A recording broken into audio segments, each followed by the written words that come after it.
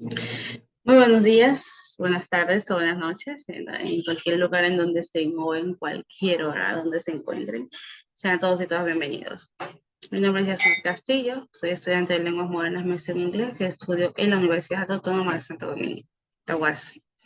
En esta ocasión les vengo a analizar una obra muy importante que se ha dado a relucir y sobre todo es muy histórica porque dada, ¿verdad? Habla de un proceso histórico que pasó en el país.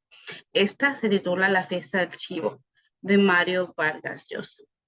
Bien, vamos a iniciar con la actividad en cuestión. Antes de iniciar, queremos resaltar al escritor, ¿verdad? Que es el señor Mario Vargas Llosa. Este nació el 28 de marzo de 1936 en Arequipa, Perú. Él vivió con su familia hasta que un año después, luego del divorcio de sus padres, tuvo que ir a mudarse con su abuelo. Eh, Ahí pasó sus primeros años de infancia. Cuando tenía 14 años, ingresó en la Academia Militar Leoncio Prado, en Lima, y a los 16, antes de su graduación, empezó a trabajar como periodista en periódicos locales. ¿Sí? Tras salir de esta academia, terminó sus estudios en Piura. Aquí trabajó para el periódico La Industria. Y en este presentó su primera obra teatral, La huida de Inca, en 1953.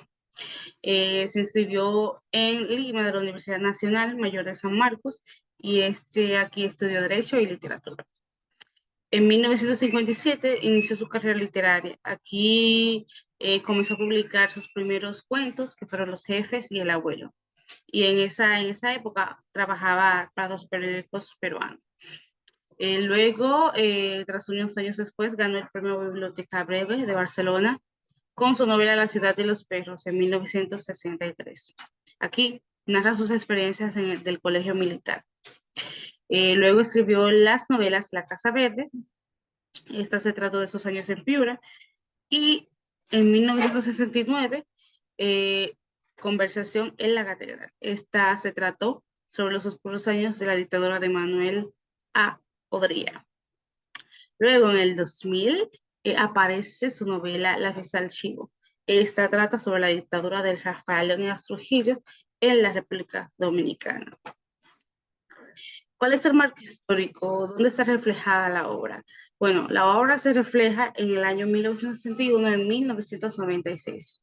En esta época existía el régimen de Rafael Leónidas Trujillo. Hay que destacar que la dictadura duró 31 años, o sea, solamente perduró hasta 1961, pero se enfoca en el año 1996, que fue donde vino el personaje principal al país y de ahí se narra la historia. Antes de iniciar con el argumento, me gustaría tratar tres puntos importantes que me llamaron la atención en la obra. Fueron tres escenarios distintos que ocurrieron y que están plasmados en la misma. En el primer escenario nos muestra a Urania, ¿verdad? Que regresa a Santo Domingo.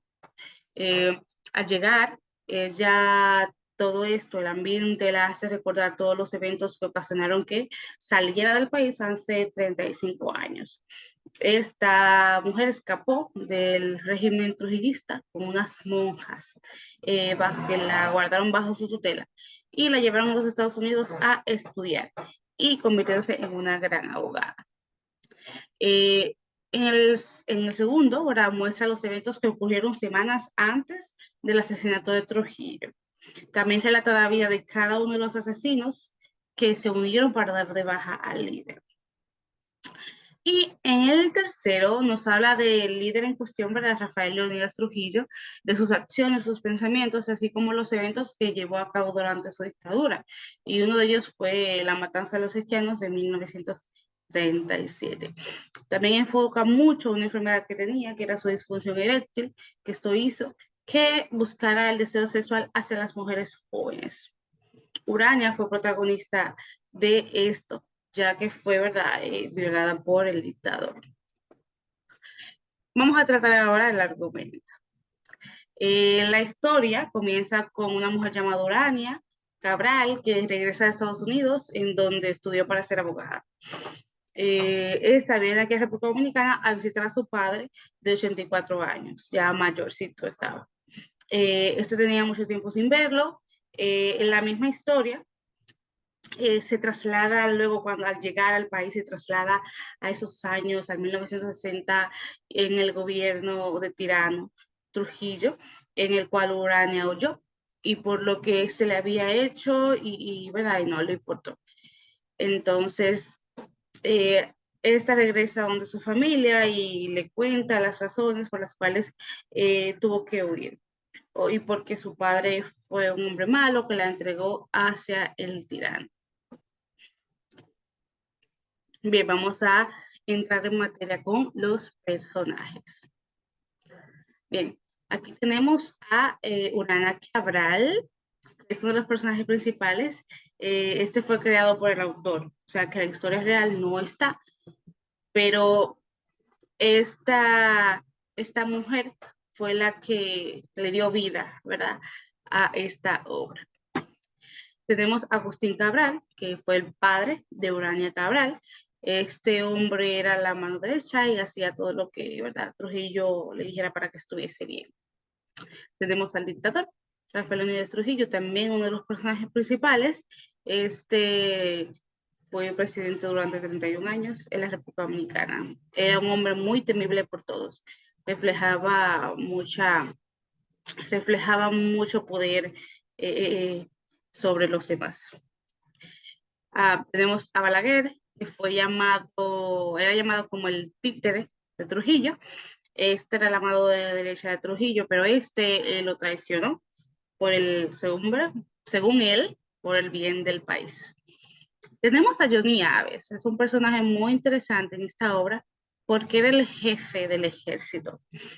Este hombre era muy inteligente y además este era el encargado de realizar las torturas a los presos, a los encarcelados, a los que iban en contra en la dictadura.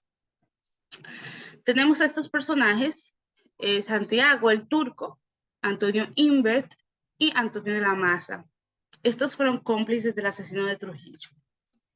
Estos tuvieron sus razones para unirse en sí y darle de baja y cometer el crimen. Bien, ¿cuáles son los temas y problemáticas que trata la obra? Bueno, la obra se enfoca mucho en el ámbito político. Trabaja mucho con lo que es la corrupción y la dictadura que tuvo el país y la forma en la que marcó la vida de cada una de las personas que vivían en esa época. También refleja poder eh, y todo el ámbito de sexualidad y esas cosas. El tiempo en el que se desarrolló la obra fue la época moderna, a mediados del siglo XX, en la República Dominicana. Eso de 1961. El espacio, según la historia, fue narrada en Santo Domingo, específicamente en la capital. En ese entonces era denominada Ciudad Trujillo. Encontramos unos recursos literarios en la obra. Este se enfoca mucho y muestra mucho los ejemplos aquí presentes. Tenemos el presagio, que tenemos como ejemplo de su padre norteamericano de ascendencia alemana, descubrió al pequeño Johnny aún de pantalón corto, reventando con alfileres los ojos a los pollitos del gallinero. Este rumor muestra el presagio de que tuvo el padre de Johnny Aves, que anticipó el carácter del niño como un carácter sádico y maltratador. Ya que desde niño fue capaz de infligir sufrimiento sin ningún remordimiento. Tenemos la paradoja, que es cuando Urania recibe el piropo por parte de Francis, pero su padre le prohíbe hablar cualquier conversación con él porque pensaba que era un hombre muy maltratador y era un peligro para ella. Pero Sin embargo, paradójicamente, el mismo padre entrega a Urania a Trujillo, que era alguien peor todavía. Tenemos también la metonimia y sinecdoque. Aquí vemos un ejemplo que nos dice: los ojos de Trujillo aparecen repetidas veces a lo largo de la novela.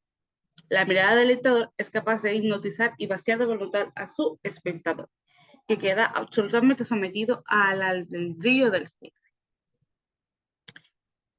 Bien, las palabras desconocidas que tenemos por aquí, encontramos estas, y tenemos la amnistía. ¿Qué significaba la amnistía? Era como el perdón, ¿verdad? Que le hacían a las personas que iban en contra de la tiranía de Trujillo. En vez de pedirle perdón, ¿verdad? Le hacían una amnistía. Tenemos la palabra beodo, que significa embriagador y borracho. Ese era el término que utilizaban para llamar al borracho.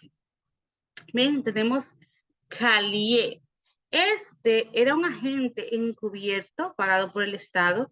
Este se encargaba de ir a los pueblos, de vivir pendiente a lo que decía la gente.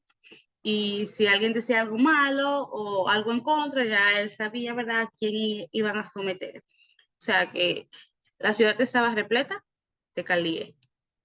Bien. Tenemos el cepillo. ¿Qué era el cepillo? Bueno, el cepillo era el tipo de autos que se usaban en esa época. Era como una especie de autos pequeñitos y les llamaban, como su nombre lo indica. Tenemos la palabra complot. ¿Qué significa la palabra complot? Era como que un grupo de personas que se reunía para hacer conspiraciones y todas esas cosas. Bien, entonces tenemos a la palabra faniceroso. Sí. ¿Qué era el faniceroso? El faniceroso era el delincuente. Ese era el término que utilizaban para referirse a este. Matasanos.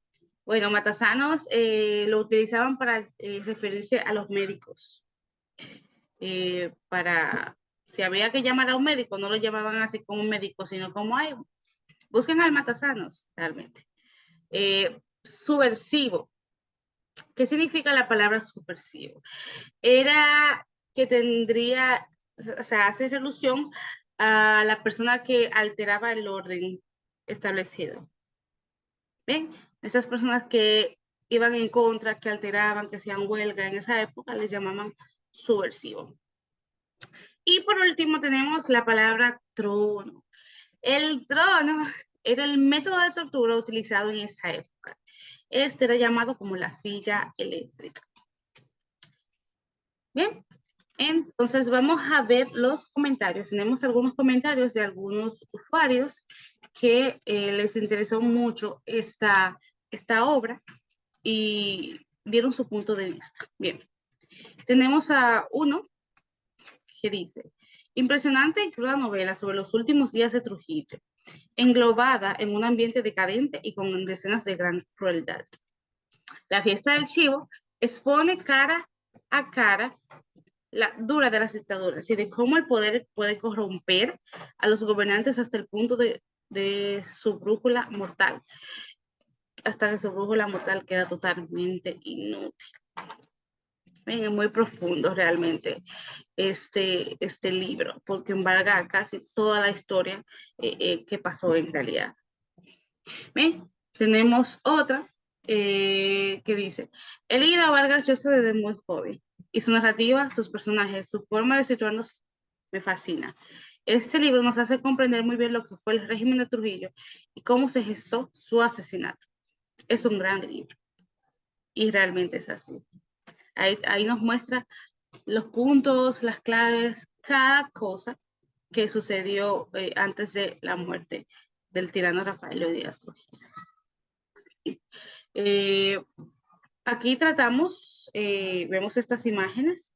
Es bueno resaltar que estas imágenes no son las imágenes de la vida, ¿verdad?, de la historia en sí, sino más bien de una película que se llama como tal La fiesta del chivo, en el cual refleja lo mismo que refleja en la obra.